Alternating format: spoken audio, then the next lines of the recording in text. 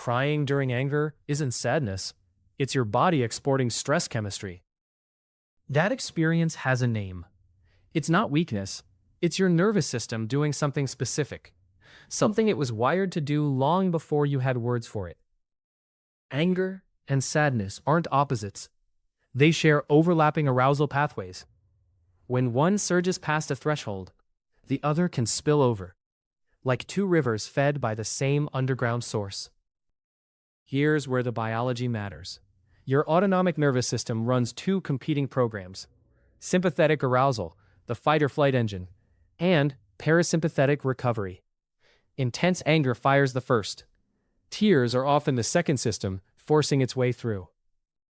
Psychologist John Gottman coined the term emotional flooding in 1994 to describe what happens when physiological arousal overwhelms a person's ability to process. Rational thought narrows. The body needs a release valve. But why tears? Plenty of people flood with anger and never cry. So what separates them? The answer lives not just in biology, but in what you were taught anger was allowed to look like. Psychologist Sandra Thomas spent years studying anger in American adults. Her findings, published in 1993, showed that women often suppressed anger, not because they felt it less, but because they'd been taught its expression was unacceptable. Suppression isn't the same as resolution. When anger has nowhere to go outward, it doesn't disappear. It pressurizes, and the body, always searching for equilibrium, finds another channel. For many people, that channel is the lacrimal system, the tear ducts. Then comes the second wound. The tears arrive, and many people feel immediate shame. Not just angry anymore, now embarrassed. The internal monologue becomes, "I'm crying, which means I'm weak, which means I've already lost this argument." Here's the counterintuitive part. Those tears are almost certainly not sadness. Crying during conflict often signals frustrated helplessness, not grief. The body is communicating something the voice hasn't been permitted to say. Biochemist William Frey studied emotional tears in the 1980s and found they have a different chemical makeup than reflex tears, the kind you get from cutting onions. Emotional crying is the body actively exporting stress chemistry. Crying activates the parasympathetic nervous system. It slows the heart. It lowers cortisol. Anger-induced tears aren't a malfunction. They're a self-regulating circuit breaker. The body choosing recovery over escalation, whether the mind agrees or not. But why does this wiring form in the first place? Research on emotion regulation shows that children in punitive environments learn to suppress or transform primary emotions before they can be expressed. When anger is consistently met with punishment, children don't stop feeling it. They learn to redirect it into emotions that draw comfort rather than consequences. Most commonly, sadness. Psychologists call this emotional substitution. A child learns, anger gets punished, but tears get comfort. So the nervous system builds a detour. Decades later, that detour fires automatically, before conscious thought can intervene. The adult cries and has no idea why. Which raises a deeper question, one most people never think to ask. If the tears are a detour, what are they protecting? Not the person crying. The tears are often protecting the relationship.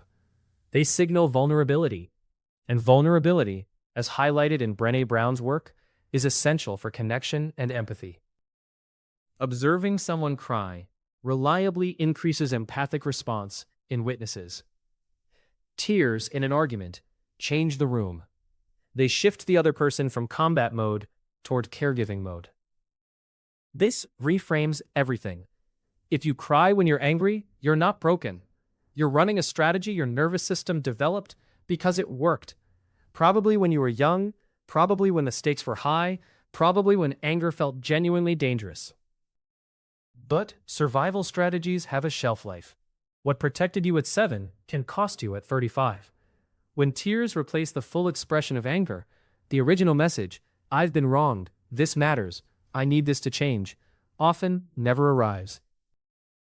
Emotion researchers distinguish between primary emotions, the raw first signal, and secondary emotions, which are reactions to the first. For anger criers, anger is primary, tears are secondary. The tears are real, but they're a response to the anger, not a replacement for understanding it. Here's where it twists again. For some people, the sequence runs in reverse. They don't cry because they can't express anger.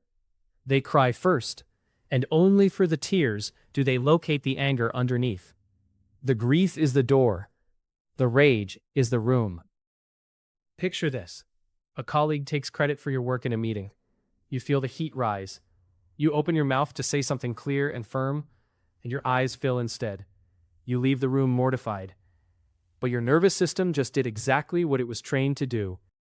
What your body was saying in that moment wasn't, "I'm sad."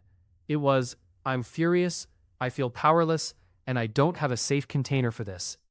The tears were a pressure release, not a confession of weakness, but evidence of a system under load. So, what do you do with this? The first shift is interpretive. When tears arrive in anger, treat them as data, not verdict.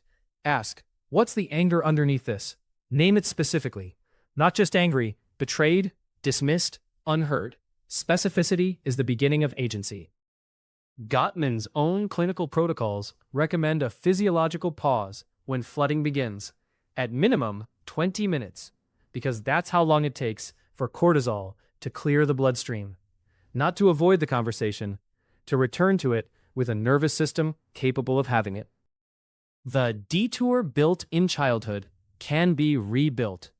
Neuroscientist Lisa Feldman Barrett's theory of constructed emotion, detailed in her 2017 book, How Emotions Are Made, argues that emotional responses are predictions, and predictions can be updated through repeated new experience and deliberate practice. Barrett is associated with the concept of emotional granularity, the ability to distinguish precisely between emotional states. Her research found that people with high emotional granularity are less likely to resort to avoidance or aggression. For anger criers, developing that granularity means learning to name the anger before the tears arrive. Not instead of them, but alongside them. Consider the person across from you who cries when they're angry. They're not manipulating you. They're not performing. Their nervous system is flooded. Their strategy is old, and their original message, the anger, is still waiting to be heard beneath the tears. There's a cultural cost here. Victoria Brescol at Yale School of Management published research in 2008 showing that when women expressed anger in professional settings, observers rated them as less competent and less deserving of status.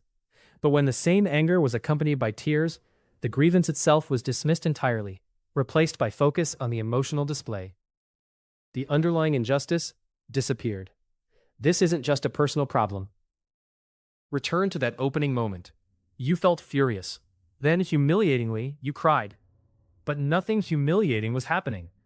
Your body was doing something ancient and precise. Exporting stress, protecting a relationship, signaling that something genuinely mattered to you. The story that tears invalidate anger was never neutral. It had consequences. Breskol's 2008 research showed it cost people professional credibility. Frey's biochemical findings showed it misrepresented what tears actually are. And Gottman's flooding data showed it pressured people to stay in conversations their nervous systems were physiologically incapable of having. The shame narrative wasn't just wrong, it was contradicted by the evidence at every level. The next time it happens, and it may, don't apologize for the tears. Don't let them end the conversation. Let them be what they are, a signal that something real is underneath. Then, when the flood recedes, say the thing that needed saying all along. Every time you take Gottman's 20-minute pause, name the specific emotion underneath the tears, and return to the conversation. You're not just managing one argument. You're rewriting the prediction your nervous system has been running since childhood.